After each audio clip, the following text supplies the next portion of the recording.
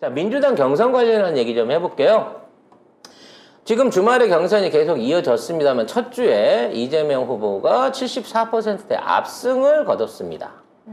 그리고 최고위원회에서도 상위에 이른바 친명계라고 불리는 우리가 개혁을 기대하고 있는 인물들이 이 자리를 잡았는데요. 투표 결과 먼저 한번 보시죠.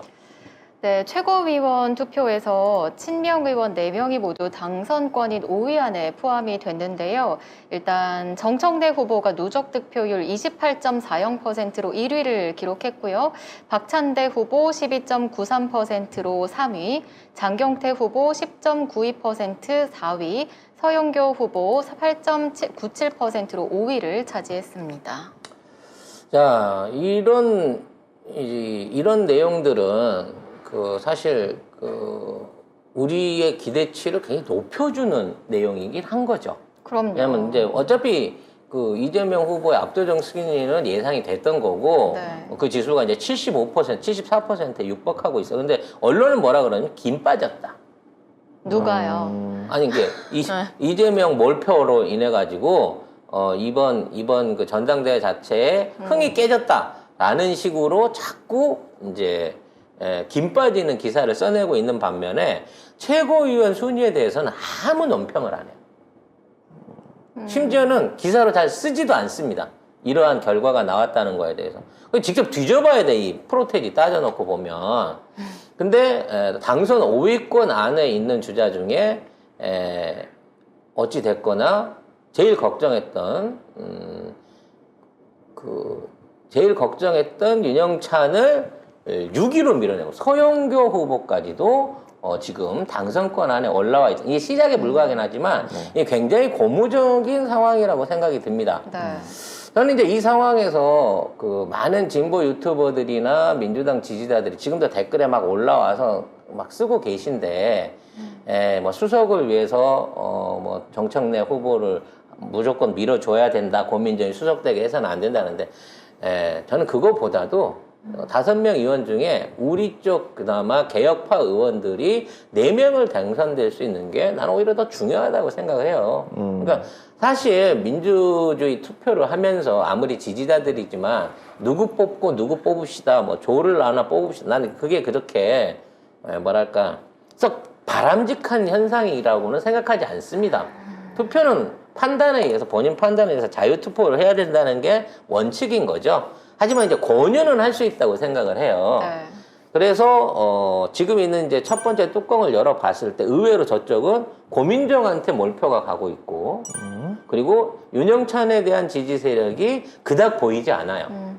이건 아마도 대의원 투표에서도 비슷한 성향으로 나타날 것으로 보이기 때문에 결과적으로 우리가 4, 5위권 안에 있는 장경태 의원이나 서영교 후보한테 표를 몰아줘서 확실하게 윤영찬 의원의 최고위 등극을 막아야 되지 않는가라는 게 저는 개인적인 제 바람입니다. 네. 근데 판단은 여러분이 하셔야 돼요. 그렇기 때문에 여기에 와서 뭐 반드시 수석을 해야 되니까 무조건 뭐 정청래랑 같이 해주세요. 정청래한테 찍어야 뭐 정청래가 1위 됩니다. 물론 1위 되는 것도 중요하지만요. 우리 축구할 때 손흥민이 뭐라 그래요? 팀의 승리가 우선 중요하다고 하잖아. 득점왕은 상관이 없습니다.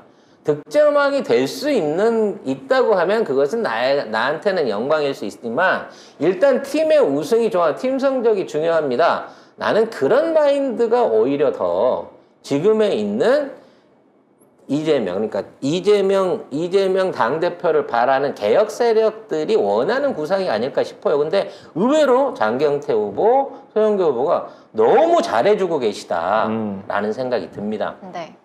그래서 오늘은 얻어 걸린 인터뷰로 우리 장경태 후보가 지금 4위권에서 선전하고 계신데 이분이 지금 심정이 어떠신지 또 어떤 각오로 지금 임하고 계신지에 대한 일종의 전화 통화로 한번 이분의 말씀을 한번 들어보고 싶어서. 안녕하세요. 그냥 한 번 올리자마자 받으시니까 제가 더 놀랐습니다. 네, 기다리고 있었습니다. 네, 감사합니다. 장경태 의원님. 네, 우리 청년 대표로 지금 하고 계신 일 지금 진행이 잘 되고 계신데 일단 경선 분위기하고 네, 지금 하고 계신 동정에 관련돼서 간단하게 설명 좀 부탁드릴까요?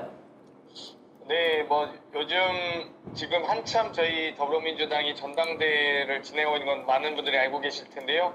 지난주에 이 강원을 시작으로 대구, 경북, 제주, 인천이 이렇게 진행이 됐습니다.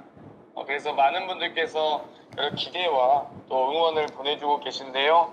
저도 이번 첫 경선 일정이 참 어려운 지역이고 또 좀 뭐 자신이 없는 지역이긴 했는데 그래도 좀 많은 분들께서 그동안 역할을 해왔던 부분들에 대해서 혁신 최고위원이 필요하다, 또 청년 최고위원이 필요하다라고 생각해 주신 것 같습니다.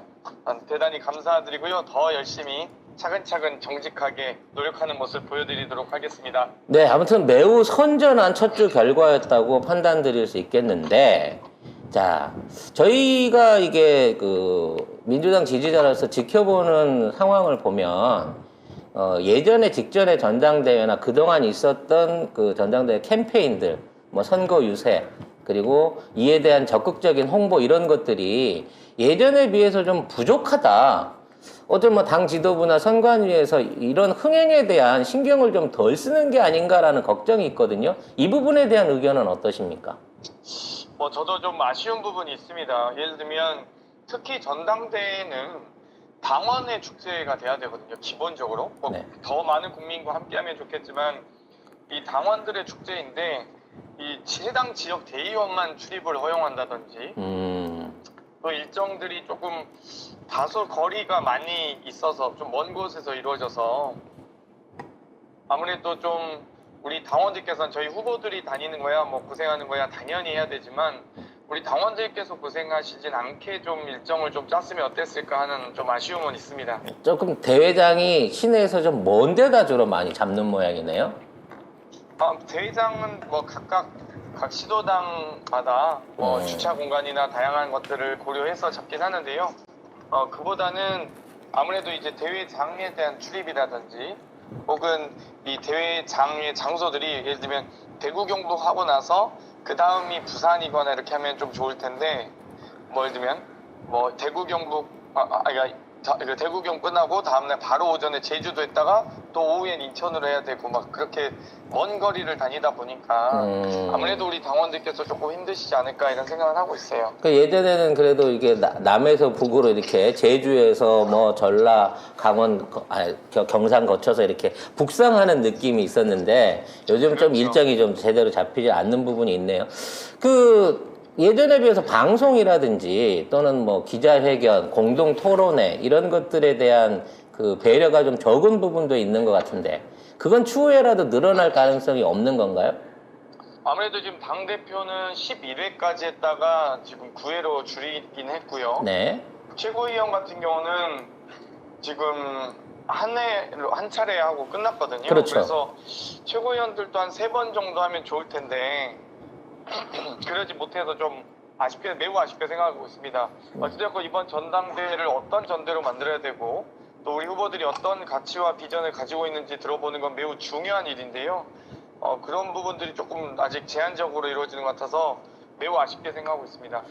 네, 다음 질문은 송 작가 TV만이 드릴 수 있는 조금 민감한 질문일 수 있겠는데요.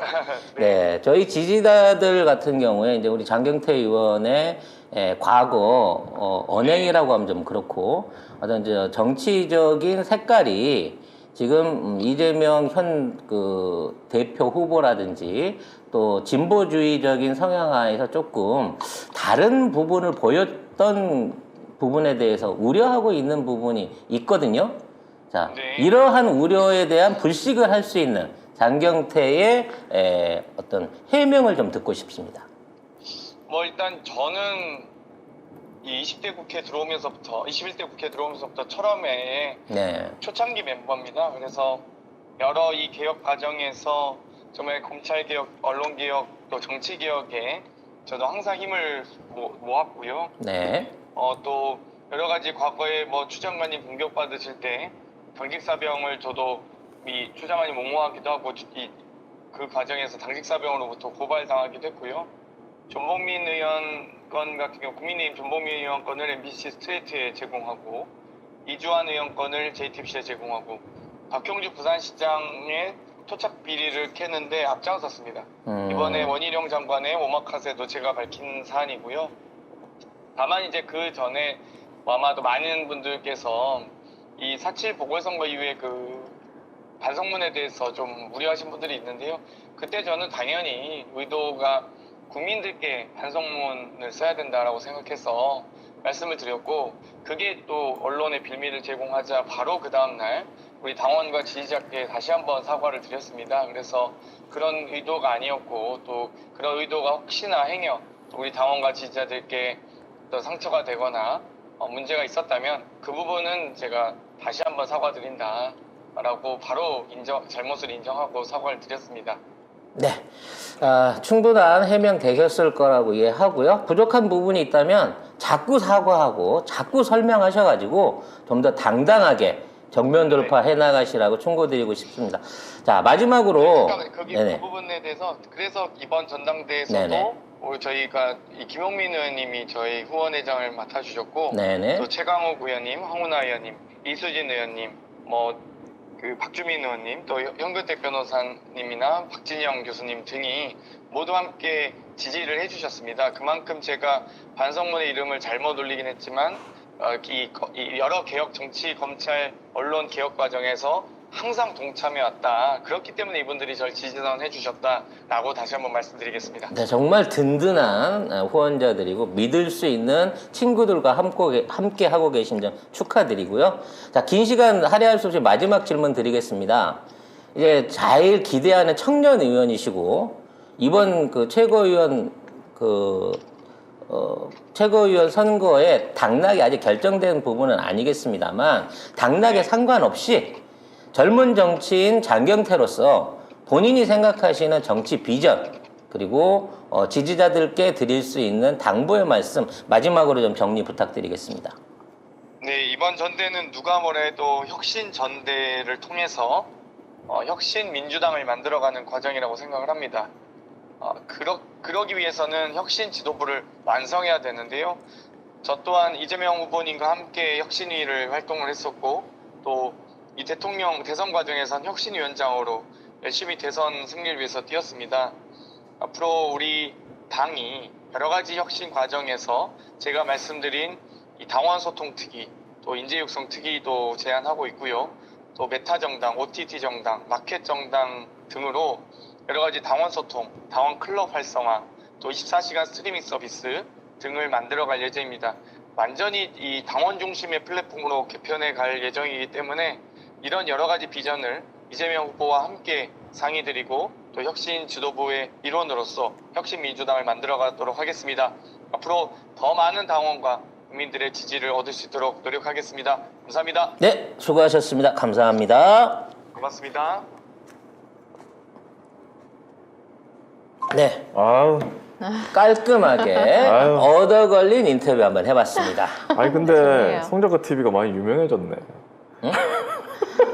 이래봤자 아 그래요? 뭐 실시간 한 10,000대밖에 유지 못하고 있는 이 조그만한 군소 방송으로서 얼마나 장경태 의원에 대한 도움이 되겠습니까만 네. 저는 장경태 의원이 방금 저희 인터뷰를 한 약속을 바탕으로 해서 최고위원이 되든 최고위원이 되지 않든 이재명 당대표를 위해서 이재명 당대표와 함께 개혁을 위한 청년을 위한 소통을 위한 정치인으로서 성장해 주기를 바랍니다.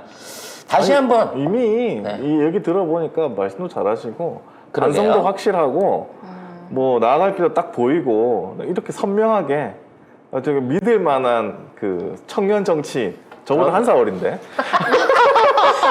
꼰대같이 나이가 따지고 그러나 이 사람이 아니 뭐 꼰대같이 한 게 아니고 어쨌든 청년이라고 하니까 청년 정치 믿을 만한 청년 정치인을 오랜만에 본 것 같다. 그 전에 청년 정치인은 막 이상했잖아요. 저기 막 아버지 친구 찾아가지고 하여튼 이상한 애들 있었잖아. 데려오고 그 애들 말고 이 사람은 이제 장경태 의원 같은 경우는 민주당에서 성장해서 지금까지 최고위원 도전까지 할 수 있는 사람이니까 뭐 의원도 그 동대문구 을인데 비례가 아니고 이혜훈 의원한테 이겼어요.